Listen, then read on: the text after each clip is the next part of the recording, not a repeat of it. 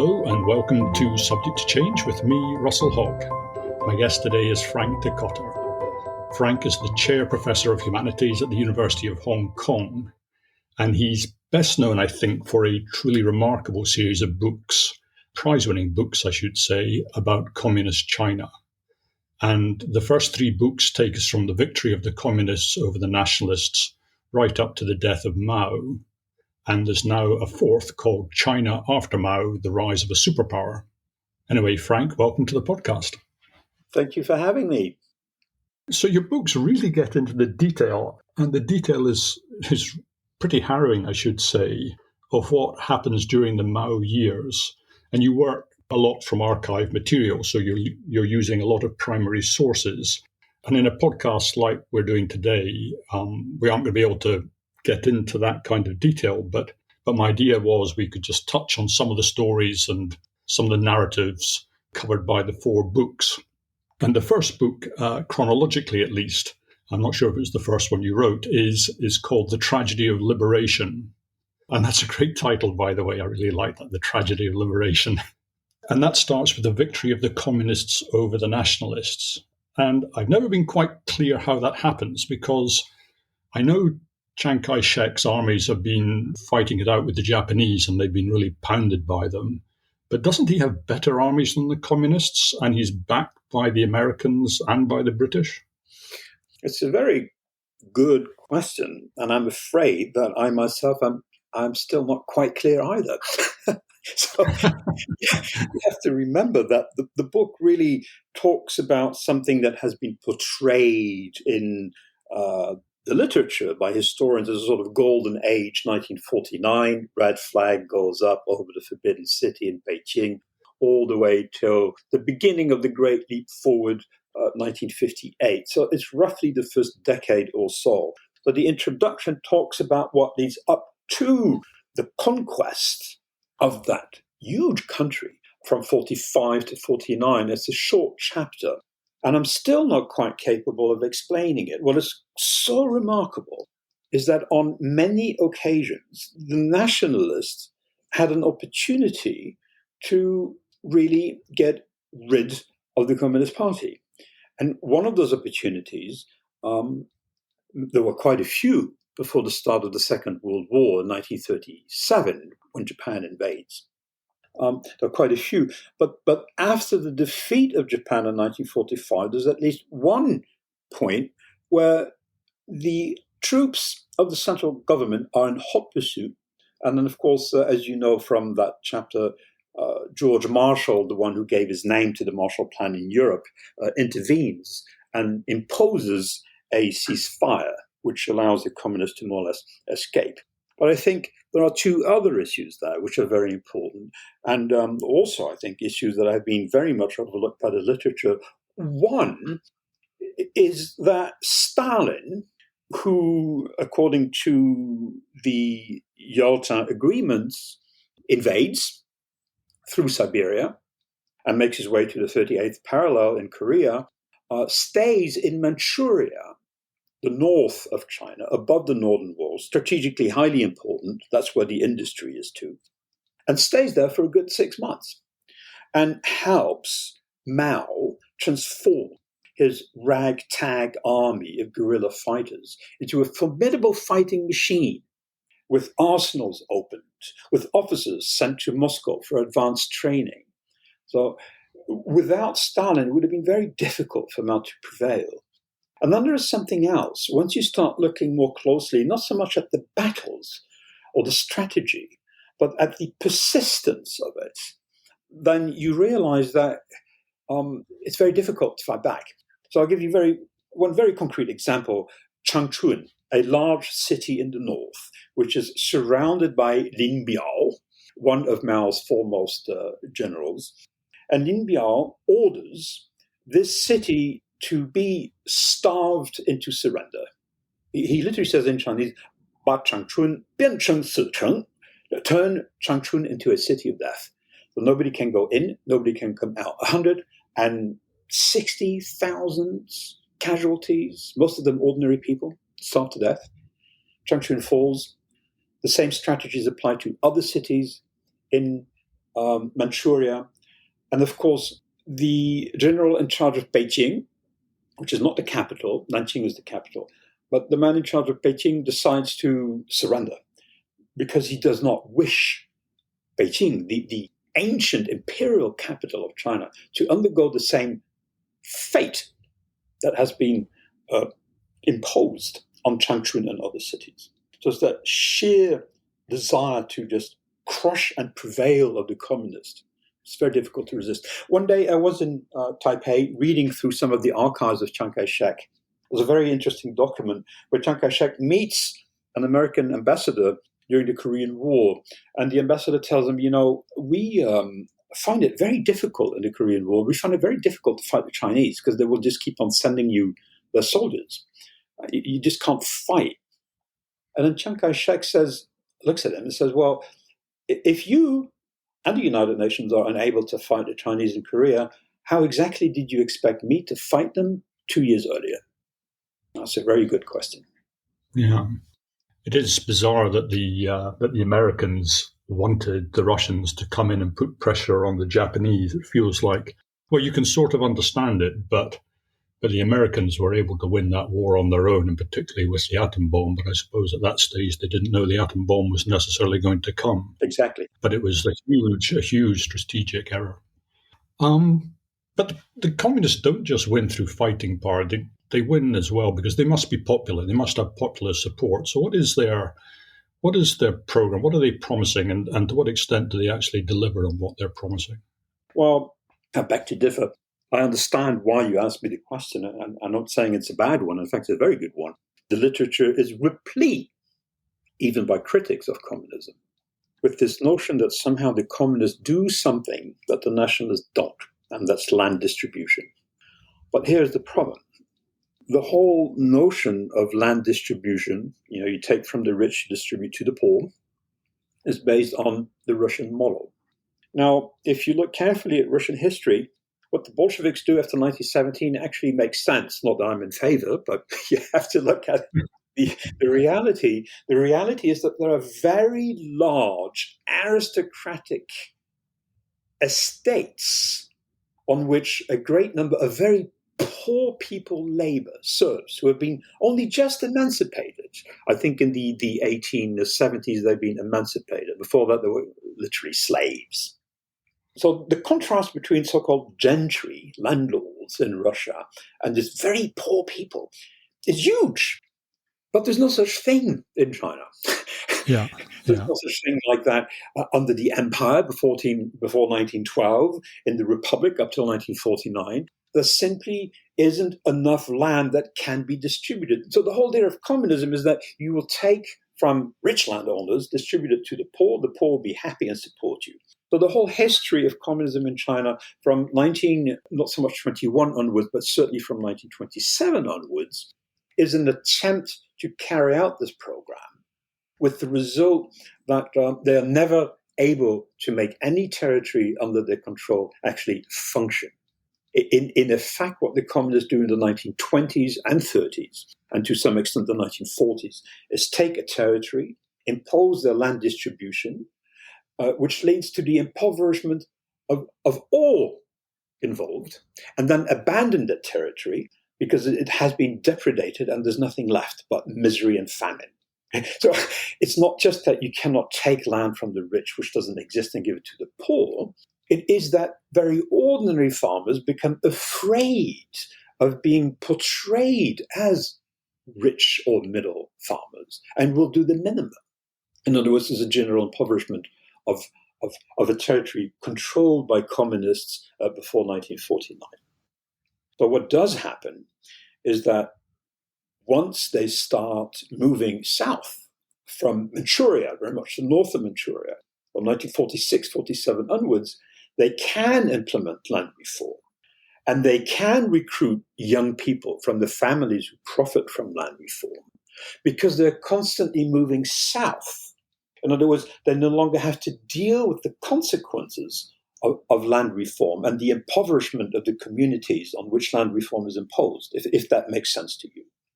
It's a bit like a plague of locusts moving south. That's exactly what it is. It's like a sort of not so much deferred benefits, but deferred problems. That you can deal with the result of land reform much later once you have united and conquered that country. There's another point I wish to make, is that the literature goes on and on and on about land reform. But land reform, in effect, is not about really distribution of land. It is about a power structure. It is more specifically about compelling a majority of villagers. They're all frequently more or less in the same circumstances.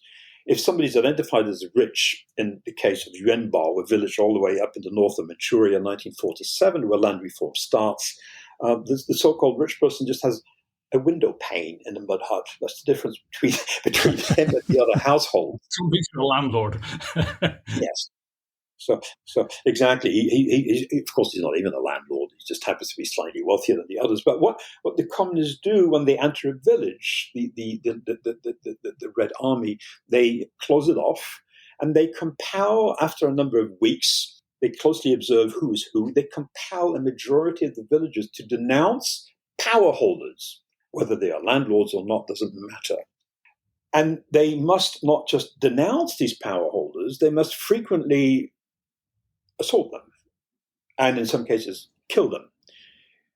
And then the assets of these power holders are distributed to the crowd. And in other words, land reform is a way of making sure that the majority of villagers have blood on their hands, and as a result, have profited from this crime, and as a result, are unlikely to want the nationalists to come back. So that's really is the key. So land reform is the revolution. Land reform is the killing, literally, of the power holders and the substitution of their power for the power of the Communist Party. That's really the key to the whole process. And even before we get into the Great Leap Forward, villagers are being collectivized and they're being forced to sell their grain to the state. And as I understand it, they're being prevented from moving. And you were talking about Russia and how land reform worked in the Russian Revolution, where people were kind of serfs. But it feels like in China, the villagers are being turned into serfs. It seems almost the reverse process. Yes, of course, but this is true for all communism in the sense that once, not just under Lenin, but in particular under Stalin from 1928-29 onwards with collectivization in the countryside, of course, these villagers who have been supposedly liberated by the Bolshevik Revolution in 1970 do become bonded servants. This is the case with all communist regimes. And the key is to understanding why both Stalin and Mao and later Pol Pot and, of course, the Kim family want to do that. And I think the answer is quite straightforward. Stalin, like Mao, like others, wants the grain produced by the farmers to go straight into state granaries. And they want to use that grain to sell it on the international market, to raise currency and use the currency to buy turnkey factories. So that's modernization. You must obtain foreign currency to buy the big factories that you need to turn your largely agricultural country into a modern, industrialized international power. That's what Stalin wants, and he obtains it. And that's what Mao wants, and he also obtains it to some extent. So the result is, of course, that if you collectivize the countryside, you can tell the farmers what they should grow, and you can take all the grain, and you can sell the grain, and the butter, and the meat, and everything else you extract from the countryside. But of course, the result is that you cause famine on a massive scale. In the Soviet Union in the early 1930s, in the case of the People's Republic of China from 58 to 62. In the case of Mao, Great Leap Forward, at least 45 million people starved to death during a period of 4 years. Very hard to comprehend. Stalin, he dies in 1953, and bizarrely, up to then, he's almost been holding Mao back from, he's sort of saying, you're doing too much too soon. Perhaps he's learned, I don't know, from his own failures. Yes. And there's another disaster for China, which is that Khrushchev comes along. He replaces Stalin, and then is it 56? He denounces Stalin, Yes. and Mao sees this as a direct challenge on him, I think. Yes. Yes. So two things happened. You're quite right. Stalin dies. Stalin's death is Mao's liberation. There's only one man capable of restraining him, and that is Stalin, because Stalin determines the amount of aid, financial and otherwise, that the People's Republic of China gets. The Soviet Union is the PRC's main supporter. So when he dies, at long last, Mao can really accelerate collectivization. So by 1955, pretty much all commerce and trade have become functions of the state, whether you're a small shopkeeper or a large industrialist. All of this has now been nationalized. By 55, most farmers are in collective farms. And by 58, they're herded into these giant collectives called people's communes. So that's point one. Point two, Khrushchev, 1956, 3 years after Stalin's death, gives this speech in February, pretty much denouncing his erstwhile master and starting what is later on referred to as de-Stalinization. And Mao, of course, sees this as a direct assault on him for two reasons. First, Mao believes he is very much the Stalin of China. But secondly, he also thinks after the death of Stalin, Mao, really ought to take on the mantle of leadership of the socialist camp. So Stalin isn't just head of the Soviet Union, he's head of the entire socialist camp. And Mao thinks that role should be his. Khrushchev is just a minor figure from his point of view. So when Khrushchev starts his whole speech against the cult of personality, against the crimes committed by Stalin, the speech is used by some of his colleagues to hem Mao in. And that will have very grave consequences. To fast forward, this not only leads to the Great Leap Forward, but it also leads to the Cultural Revolution. The cult of personality, Mao Zedong thought, is written out of the Constitution by the end of 1956. It will be reinscribed into the Constitution more than 10 years later, at the height of the Cultural Revolution, when Mao has eliminated a great many of the people he thinks stood in his way. So the consequences are enormous. So the Great Leap Forward, how does the Great Leap Forward differ from what's gone on before? Because already collectivization has started. So what's changing with the Great Leap Forward? Yes. Well, I have called it radical collectivization. In the sense that by 55, 56, most farmers are already part of collectives, but they are herded into giant collectives called people's communes. Now, you got to remember one thing. In a collective, whether it's in the Soviet Union or elsewhere, a family can still cook their own food. They have their own home. But the model of the people's communes, to which people are herded in 1958, are very much based on the army. In other words, people go to collective canteens. Children are sent to collective kindergartens. People sleep in collective dormitories. The whole fabric of ordinary family life is broken. In effect, what is the Great Leap Forward? It is an attempt by Mao to transform every man and every woman in the countryside into a foot soldier in a giant army that he hopes can work day and night to transform the economy and then help China overtake all its rivals, in particular the Soviet Union. So the Great Leap Forward, the people's communes, is also basically turning people not just into bonded servants, but into people who work day and night, like the military. I want to say a bit more about the starvation, but it's not just starvation. There's huge violence as well against the villagers, is there not? Yes. I mean, there's a lack of, once you've got everybody in the communes, Yeah, these super comedians, there's no incentive to work, right? exactly. So they use violence to make them work. Well, that's exactly it. There is a spiral of violence when you have, on the one hand, local cadres, representatives of the party, who must whip up the villages in one drive after the other. A drive to increase grain production, increase iron production, wood, you name it, cotton. And on the other hand, of course, the villagers who no longer have any incentive to work. The grain they produce is taken by the states, taken away. The schedule is no longer theirs. They don't have any tools, kitchen utensils. They're dished out some meager rations on the basis of ration coupons in collective canteens. Whether they work very hard or not doesn't really make all that much of a difference.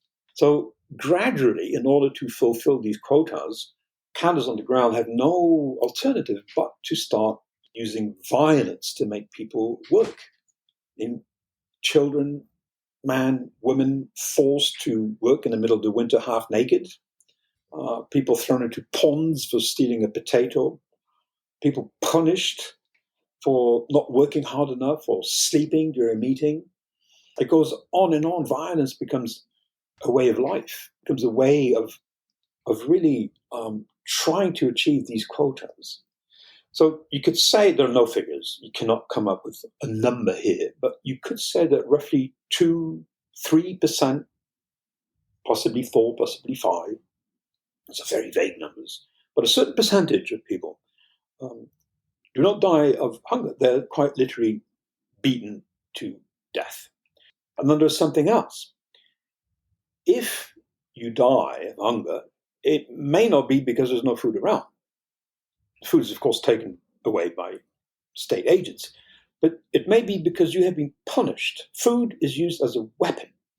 So rather than beat someone, the first weapon of choice of local cars is simply to ban a person from the canteen if you don't work hard enough. If you're a woman and you're pregnant and you cannot turn up in the fields, you are banned from the canteen, which means that you cannot eat, which means that you starve to death. And you reckon 45 million through famine and through deliberate being starved to death. Yes, I don't give a figure. A number of historians have come up with numbers, 36 or 38 or 23. I think it's not possible to come up with a number. So what I say is at least 45 million. A number of historians, local historians, by the way, not foreign, and the local historians have ventured the number of 50 million. I just say at least 45 million. Just going back, I mean, we're talking about the violence. Even at the start, there was even quotas when they were doing the land reform. There was quotas, wasn't there, for killing, I don't know what you would call enemies of the state, Yes, or yes. It's 1 per 1,000. It's October 1950. A campaign to eliminate counter-revolutionaries, bandits, and all other enemies of the revolution is started by Chairman Mao. It will last a year. How do you determine the number of people to be either reformed or disposed of? He comes up with a quota, and he calls it 1 per 1,000. He says you can go a little bit beyond, but you shouldn't really go too much beyond. So the problem here is that there are two interesting points. One is that throughout communism, governance is frequently through quotas, and it remains the case to this day. When we talk about China after Mao, the 1980s, 90s, all the way till today, the quota you must fulfill is, of course, GDP. If you are a party secretary, a large yeah, city or a province, you must reach the proverbial 7 or 8%, which is, determined by the state. So when you and I talk about GDP, it's something that you calculate as the result of an economic activity. Whereas in the People's Republic of China, it is a quota. You do not obtain it, you will fail, you don't get a promotion. So, of course, under Mao, this goes back and has all sorts of repercussions. It is a way of deciding how many people should die, how many people should live, how many go to prison, what amount of grain should be confiscated. It goes on and on and on. The quotas at every level. Now, to go back to the 1 per thousand, of course, the tragedy here, or rather the iron logic of it, is that a number of local officials at the level of a village, but all the way up to the level of an entire province, if you govern a province, you might wish to show that you are more determined than others are to fulfill the wishes of the chairman and defend the cause of revolution, meaning that you will not just kill 1 per thousand, you'll proudly proclaim that you've been able to kill 2 per thousand or 3 per thousand.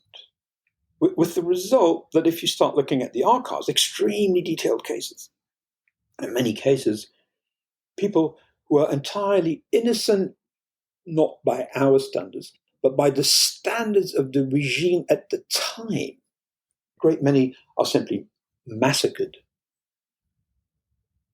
in order for that quota to be reached locally, in a city, in a county, in a province.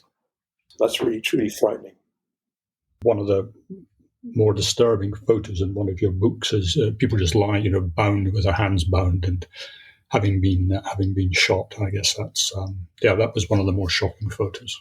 Well, as Chairman Mao said, revolution is no dinner party. So what brings the Great Leap Forward? Why does it go on so long, and why does it end? Well, it's very difficult to climb down when you stake your own reputation on the Great Leap Forward. And when you, for instance, go to the airport to meet Nikita Khrushchev, and then you explain to him that the Great Leap Forward is such a great success that you have too much grain and you don't know what to do with it, as Khrushchev recounts in his memoirs. And he just can't believe it. He just staggers. How can you say that? But when you make such claims about the Great Leap Forward, it's very difficult to climb down and accept that this is a disaster. So the point is reached where in 1961, a number of people who Mao trusts manage to convey the message that this is no longer going anywhere at all, and that what he is facing is a catastrophe on a gigantic scale. So at that point, some of the more radical aspects of the Great Leap Forward are pruned back. A little bit more leeway is given to villagers to look after themselves. For instance, as in the Soviet Union, families do nominally have the right to cultivate a very small private plot. Now, that, of course, is allowed again, was forbidden during the Great Leap Forward. So what you see is very gradually the economy moves away from that radical collectivization, and people manage to survive by going back to very old-fashioned modes of production, which is basically the private market and trade. And you can see where this will be going. Mao must accept it in 62, 63, but will soon denounce it as a return to capitalism that must be wiped out. That's your beginning of the Cultural Revolution. And you talked about Mao's cult of personality, and I was reading another of your books, How to Be a Dictator, and it was talking about Mao's cult of personality. And I was thinking about the dictators. You've got the fascist dictators, Hitler, with this, looks like a maniac with his horrible moustache, and just extremely unattractive looking figure. However great a speaker he may have been. You got Mussolini, who's sort of short and fat and something of a buffoon. But then you've got Stalin, this sort of strong, authoritative, great moustache, kindly twinkle in his eye. You've got Mao. He's always seen, you always, when I think of Mao, I see this man in his communist sort of blue suit with always smiling, looking into the distance, into the future with, grateful, smiling people around him. Somehow the communists are better at projecting their image But Mao's cult of personality becomes almost insane, doesn't it? Yes, yes, it's true. Having said that, all of them are masters at cultivating their own image, and all of them are of course, also great actors. So not only Hitler, but Mussolini also. In an unguarded moment, Hitler says, "I am Europe's greatest actor." Mussolini says the same thing. But by the way, the moustache, Hitler hires a photographer who will become his photographer and very strictly control his image, Heinrich Hoffmann. When he hires him, Heinrich Hoffmann says, "Do you know that moustache of yours? Are you sure?" And Hitler says, "Well, don't you worry about that. It will be my trademark." And of course, he's absolutely right. It remains trademark to this very day. But these are very astute people. It's a big mistake to poo-poo dictators and describe them as, sort of Buffoons. unintelligent buffoons. They will read you and understand you and gauge you and take the measure of you well before you even realize it. And they will manipulate you without you even knowing it. So the point about Mao's cult of personality is that it is quite comparable to Stalin. Communists are very good at that, as you point out. But the point is that from 1966, with the start of the Cultural Revolution, it really becomes just incredible. And the reason for that, I think, is quite straightforward. Cult of personality has many functions. In particular, in the communist regime, it is important to realize that whether you are in Bolshevik Russia in 1917, or whether you are in China in 1949, or Korea 45, it's important to realize that the vast majority of the population is not exactly taken in by the philosophy of dialectical materialism. In other words, the basics of Marxism are incomprehensible, and they are to me to this very day. Never mind people who work with their hands and have other things to do all day long. So there is a need for something else, and that's, of course, to call it a personality, where people can appeal to some father figure, to some important person out there. But most of all, cult of personality is there to make sure that everyone, including people in the immediate entourage of a dictator, whether it is Stalin or Hitler or Mao, proclaim their loyalty to the leader. And when they do so, when everybody proclaims their blind loyalty to the leader, it becomes very difficult to find out who might be opposed to the man in power. So it becomes much more difficult to actually organize a coup or a conspiracy. If you think that all the people around you adore the man in charge, how do you find out what they really think? It's a very difficult thing to do. Now, the key point about the Cultural Revolution is that Mao wishes to destroy what he thinks are remnants of what he calls capitalist, bourgeois, feudal, superstitious culture. Here's the problem for him. In 1917, the Bolshevik Revolution succeeds in confiscating the assets of the capitalist class. But the problem is, according to him, people like Khrushchev are still contaminated by capitalist ideas. In other words, capitalist ideas are still there. So what Mao will do is carry out the second step in the world revolution. The Bolsheviks confiscated the assets of the communists, of the capitalists. Mao will now have a revolution against the culture of the capitalists, which is very much the basis of the Cultural Revolution. Get rid of bourgeois novels, pianos, music, anything that smacks of the past or capitalism. But then the question is, what you substitute it with? Of course, the answer is proletarian culture. But what is proletarian culture? Of course, people realize very quickly the safest thing for you is to follow the Mao cult. The Mao cult. So rather than buy a teacup that might have an image of Mickey Mouse, which is pretty much a taboo, or have a teacup which might have an image of a red flag, it's much safer if you have a teacup that has Mao's face on it. Then you will be secure. So you get Mao's face everywhere. Every object. Get Mao slogans everywhere. Mao portraits, Mao busts, Mao speeches. You will hear them in the street, in the bus. It's everywhere. You can't escape it. You cannot escape Mao in the privacy of your own home. By 1968, people bow to his portrait, perform a little loyalty dance.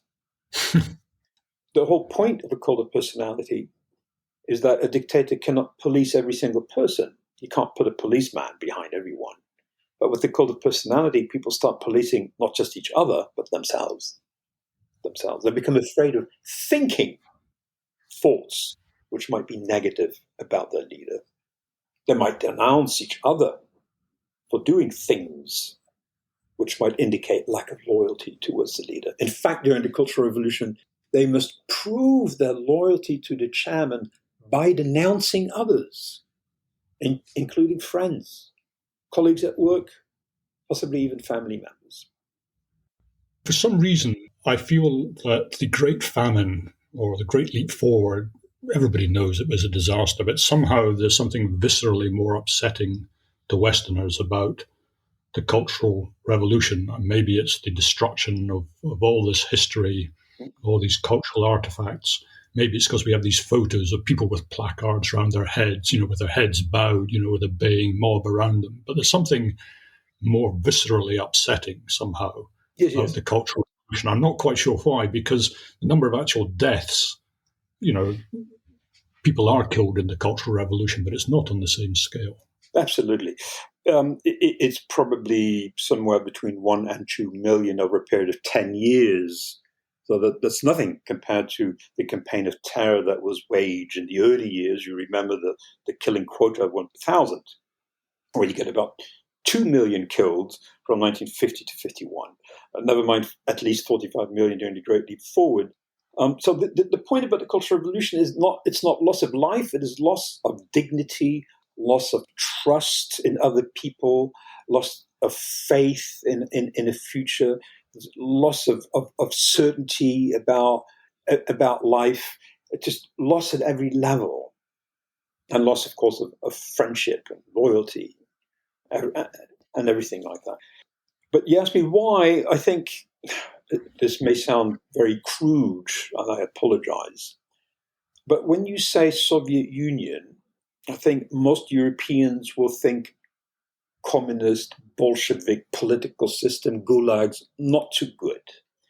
But the moment you say People's Republic of China, what one hears in Europe is China. And when you hear China, you think culture. And when you hear culture, you think, oh, this is good. Chinese culture is long, poetry, paintings have been around for 5,000 years. It's all wonderful. So to put it in a very blunt manner, when tens of millions of ordinary farmers die, not sure too many people in Europe care, and Chinese culture is attacked, that's something different. One of the things that sort of strikes me about Mao and about the communists is that they seem to be great at slogans. And I guess slogans are important when you're dealing with a world without a way of really getting the news out. You want to simplify your message. But their slogans are great. I mean, and they have so many. And is this a communist thing? Was this an imperial Chinese thing? Are there similarities between the imperial system and the communist system? Is there any kind of continuity? No, I don't think. I'm not a firm believer in things Chinese. I'm a firm believer in individuals. And I think the point I'm making here is the individual responsible for so many of these extraordinary slogans is the chairman himself. Let's give him some credit. He is a master at coming up with very pithy slogans. And this starts very early in his career. 5th of January 1930. A single spark can set the prairie alight. Wonderful. About how revolution can be carried out, and it can start in a small corner of the realm, but it will set the whole country alight. It's a fantastic thing. Power comes from the barrel of a gun. A very succinct way of putting the whole history of communism into a mere sentence. Yes. And it goes on and on. He's a master at it. I defy you to come up with a single slogan from the People's Republic of China over the last 20 years that you find attractive. There isn't one. Oh, it really is Mao. It really is Mao. He's very good at it. I'm not sure about his poetry, but he was very good with words. Let 100 Flowers Bloom was another of his. Another wonderful one. So you credit Mao with that. Do we also credit his personality, his paranoia, his I don't know whether you would say evil. Don't quite know what the word is. But do we credit Mao with the disaster that was communist China up to the death of Mao? Is that his personality? Is it defects in him? Or is there something sort of systematic at work which one way or another was going to lead to this? Yeah, I understand. It's a very good one, it's a very complicated one. Of course, you know what the answer is. There is no answer. It's a very complex sort of balance between personality on the one hand, circumstances, and of course the larger system of communism. The communist system is very tremendously, and not just from one country to another. You know, very often the temptation is to compare Chinese communism versus Soviet communism. But, you know, the Russia under Khrushchev is very different from the Russia under Stalin, as you can imagine, never mind the Russia under Brezhnev. So things changed tremendously within single countries. In Poland under communism, it was not uncommon at all for quite a number of ordinary farmers to actually own the land, which is unheard of in the case of the People's Republic of China. Those are quite common for small enterprises and restaurants to be run by single families in Poland in the 1980s. Also unheard of in the case of the People's Republic of China, at least until Deng Xiaoping. So it's very difficult, but I don't see this in terms of good points, bad points. I'm not there to make a judgment. The point for me is to accept that he was an extraordinary individual, like many dictators who last. They have a great many talents. The problem is that many listeners or readers will probably not find these talents very appealing. For instance, one talent you must have as a dictator is an ability to be entirely unmoved by the deaths of millions. If that keeps you up at night, if I say something wrong to a colleague in my department, that might keep me up at night. So did I say something wrong? Was I maybe unkind? But if you kill millions, if not tens of millions, and that keeps you up at night, you're not a good dictator. So you should be really entirely unsympathetic towards other human beings. You must be able to manipulate others. And Mao was a master manipulator. He really knew how to pit people against each other. Even close allies who had known him for decades fell into that trap during the Cultural Revolution. So in that sense, like other dictators, he has a whole range of extraordinary talents. And you must give him something else. Like Stalin, although Stalin, of course, died in a pool of his own urine, Stalin did die in his own, Mao did die in his own bed of natural death. So he may have killed tens of millions.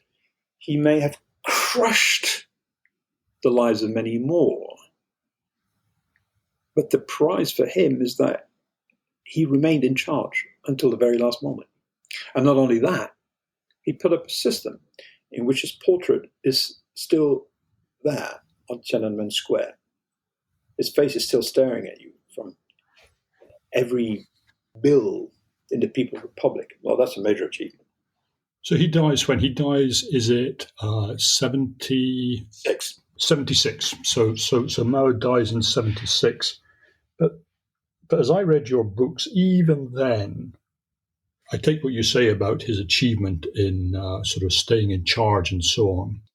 But things have slightly slipped away in that just sheer practical necessity. People are starting to do their own thing, aren't they, to try and make the system work, Yes. behind the screen, so to speak. Yes, you're quite right. And I'm not entirely sure that it bothers the chairman very much. What he has achieved with the death of Lin Biao, And who is he, sir? he's pretty much number two. He's enabled the Cultural Revolution. He's the author of the Little Red Book, quotations from the chairman. Um, he dies in a mysterious plane accident, no doubt killed on the orders of Zhou Enlai in September 71. The key point is that when Lin Biao dies, the army is purged in turn. So the Cultural Revolution, in a nutshell, 66 to 68, Mao uses the people to purge the party. 68 to 71, Mao uses the army to purge. Sorry, 66, 68, Mao uses the people to purge the party. Then he uses the army to purge the people, many of them sent to the countryside, including Red Guards. But then in turn, with the death of Lin Biao, the army is purged. I think from that point onwards, Mao is reasonably content. He's reasonably certain that there will no longer be any challenge to his power. Whether the challenge is imaginary or not is a different story. His enemies might be real, they might be entirely imaginary. This man is paranoid, like every person who is in power, because nobody will tell him the truth, so you start imagining plots and conspiracies everywhere. It's completely paranoid, no doubt about it. But nonetheless, in his paranoid mind, it doesn't seem to be a very plausible threat from there onwards. He's reasonably content. But what happens? When the army is purged in 72, ordinary people in the countryside realize that since the party has been purged, and since the army has been purged, there's no longer anyone to strictly enforce the dictates of the party in the countryside. There's nobody there to tell you you will grow grain and you will give the grain to the grain inspector who will confiscate it on behalf of the state. So very gradually, tens of millions upon tens of millions of villagers start very quietly going back to their past. They start trading on black markets. They start opening underground factories. They start traveling around the country. They start making decisions about what they want to plant on their own soil. They start taking back the land and the tools. They start undermining the people's communes. And this trend only accelerates after the death of Mao with Deng Xiaoping. So to fast forward, Deng Xiaoping gives a little bit of leeway to the people's communes, believing that if they are allowed to retain any surplus over and above the procurement quotas that the state gives to the people's communes, then these people's communes will thrive. He thinks this will be an incentive. But of course, the people's communes don't do this at all. They take these contracts, give them to the villagers give them to households. Before you know it, the land is divided. The people's communes collapse undermined from below in 1982. That's the end of the people's communes. The people, quite literally in the countryside, have lifted themselves out of poverty by 1982-83. They've doubled their income within a few years. I can't remember where this phrase comes from, but it's a phrase to match one of Mao's, which is it doesn't matter what colour the cat is, so long as it catches mice. Yes. There's this sort of ambivalence, certainly in more modern China, between capitalism and communism. Yeah. So can you talk a bit about that? Yes. It's of course a phrase that goes back to Deng Xiaoping, but I think it's very misleading. All the evidence shows that not only Mao, but every successor, whether it's Deng Xiaoping, whether it's Jiang Zemin, Hu Jintao, or the man in charge today, the man who bears an uncanny resemblance to Winnie the Pooh. Don't say it.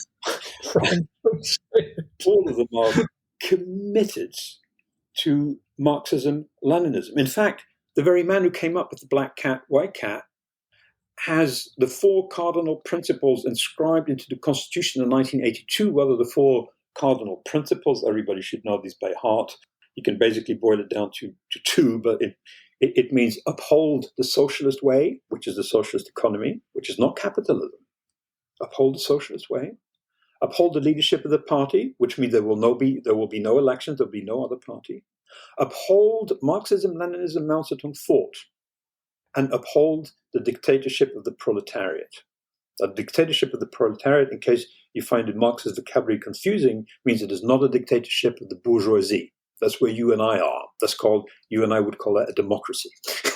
So the four cardinal principles, which are repeated time and again by every leader after Deng Xiaoping has it inscribed in the Constitution in 1982, these are the guiding principles. So in effect, something else happens from Deng Xiaoping onwards, is that while there is tremendous change, some of it not at all anticipated by the party. For instance, the collapse of the people's communes in the countryside in 1982. It's not anticipated at all. It's not at all a goal that Deng Xiaoping pursued. On the contrary, he believed that a collectivized economy is the backbone of the socialist agriculture in the countryside. He repeats it time and again. But the point really is, whatever it is they do with the economy, they're committed all the way till today to maintaining a very Marxist principle. When one of the four cardinal principles in the Constitution says uphold the socialist way, it means, in effect, in Marxist parlance, I apologize, that the state must control the means of production. Now, what are the means of production? Some of your listeners might find this confusing. It basically, in Marxist parlance, it means everything that goes into the production process. So if you want to grow a carrot in the countryside, you must have land. That's a means of production. Fertilizer, labor, a warehouse. All of these are means of production. Energy, etc. Same with a factory. All of these means of production must be controlled by the state. So to this very day, the land belongs to the state. Unlike Poland, you may remember what I said about Poland in the 1980s. Mm-hmm. Capital must belong to the state. In other words, all the banks are state banks. You must deposit your money in a bank that belongs to the state. The state then decides what to do with your savings, not the market. Electricity belongs to the state, is distributed by the state. Raw materials are controlled by the state. Large enterprises are controlled by the state, directly or indirectly. So in pure Marxist parlance, the state, to this very day, is a Marxist state. It is a socialist economy. It is not a capitalist economy by any description. But are prices not being set by the market? Is that not what makes a market economy? Of course, I understand what you mean. You mean that if I cross the border from Hong Kong into Shenzhen, I can go to a market and buy a T-shirt or a carrot, and the market will determine the price. I couldn't agree more. The question is, where does the T-shirt come from? Does it come from a small little private enterprise which has zero clout, or does it come from a very large state enterprise? Now, let's say that it comes from a very large state enterprise, and I as a foreigner wish to compete, and I set up a factory next door. It will be very difficult for me to compete, and I'll tell you why. Because the state enterprise will get endless subsidies from the state, which is why it is a state enterprise. The state might decide to subsidize energy provided for next to free. The state might decide to give the land for free. The state might decide to curb labor and make it available for very little. No unionized labor, by the way. The state might decide to provide cotton, the raw materials that go into a T-shirt, at a subsidized rate. There might be tax rebates, etc., etc., etc. So there is a point where it becomes quite pointless to talk about a market versus, a state-controlled economy. In effect, the state does control most of the levers of the economy. So while it may be true that there are very small sort of, little private enterprises here and there, ultimately the economy is controlled by the state. But these small, tiny little private enterprises, they can get away with quite a bit during certain periods and with less during other periods. You might say, throughout the 1990s, some of these small enterprises grew into very large ones. Well, I don't disagree. But the point surely must be that from the year 2000 onwards, under Jiang Zemin, every private enterprise must have a party committee. That doesn't mean that the two people who make T-shirts in the living room must set up a party committee. But it does mean that any major enterprise must have a party committee, and the party committee makes all the major decisions. So by 2004, some 94 or 95% of the 94 to 95% of the assets of the 500 largest enterprises actually belong to the state. Dear God.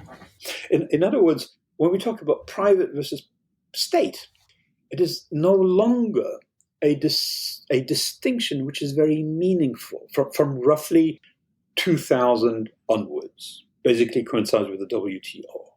How does China get into the WTO? That never has made sense to me. They have systematically stolen intellectual property quite openly. Yes. Why are they allowed in? I just don't understand it. Well, you will have to ask the Bill Clintons and others of this world who were very much behind it. But the decision is made in 1999. China joins the WTO in 2001. There are two parts of it. On the one hand, it is very clear that the People's Republic of China makes endless promises about greater transparency in governance, about greater respect of the rule of law, about implementing copyright law. There's pledges and promises, plenty of them, which will not be respected.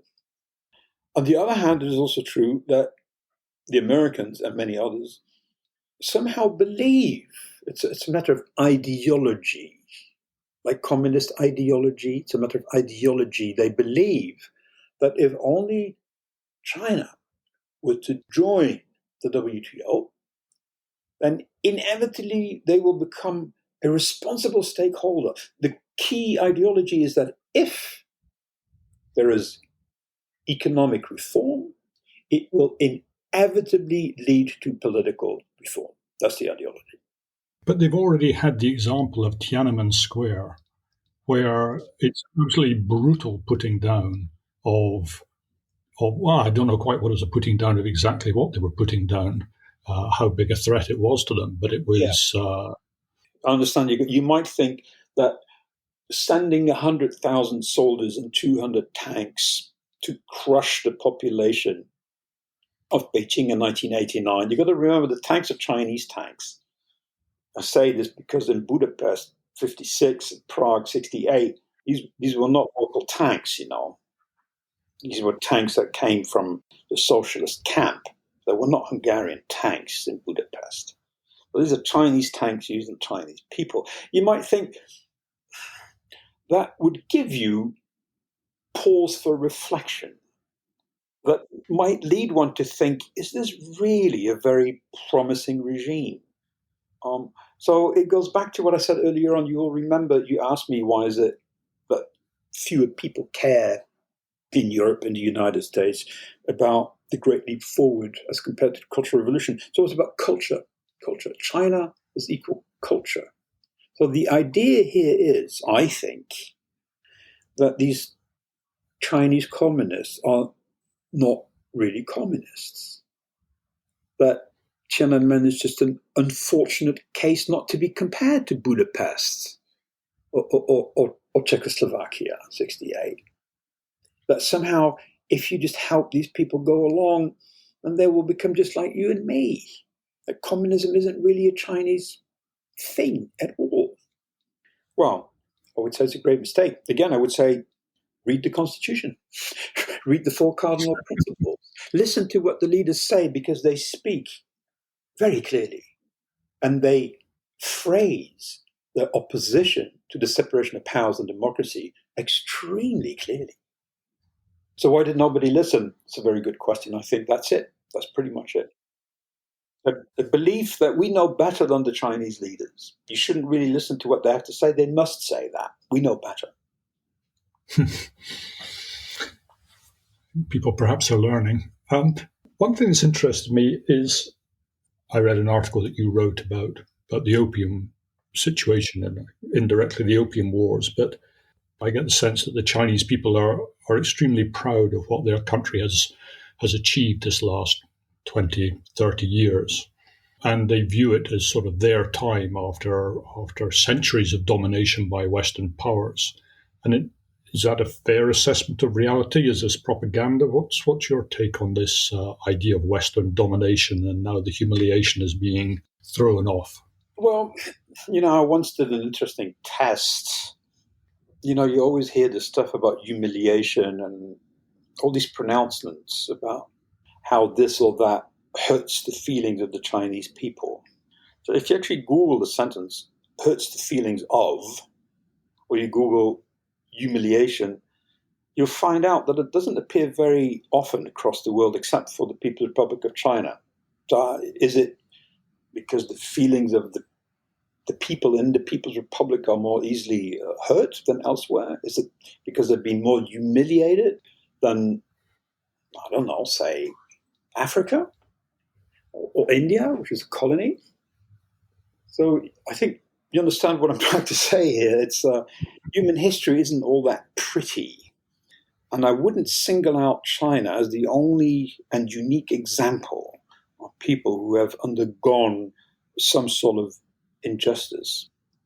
Of course, large parts of the globe have gone through far worse, in particular Africa, than large parts of the People's Republic of China. But the key point really is that this is very much state propaganda, very much propped up by state propaganda, which incessantly emphasizes this whole sense of humiliation. And this is particularly true from the moment that the tanks moved out of Beijing in 1989, when Jiang Zemin, who is in charge, emphasizes patriotic education.